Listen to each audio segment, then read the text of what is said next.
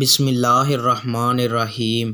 رسول اللہ صلی اللہ علیہ وآلہ وسلم نے فرمایا، جس شخص نے جانتے بوجھتے اپنے آپ کو اپنے باپ کے علاوہ کسی اور کی طرف منسوب کیا تو ایسے شخص پر جنت حرام ہے۔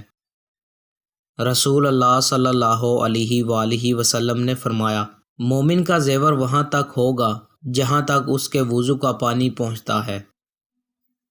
رسول اللہ صلی اللہ علیہ وآلہ وسلم نے فرمایا، مسلمان خواتین، کوئی پڑوسن اپنی پڑوسن کے کسی ہدیے کو حقیر نہ سمجھے، خواہ وہ بکری کا کھر ہی ہو۔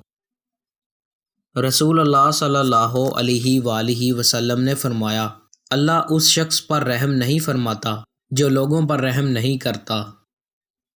رسول اللہ صلی اللہ علیہ وآلہ وسلم نے فرمایا، اپنے گھروں کو قبرستان نہ بناؤ، کیونکہ جس گھر میں سورہ بقرہ کی تلاوت کی جائے وہاں سے شیطان بھاگ جاتا ہے۔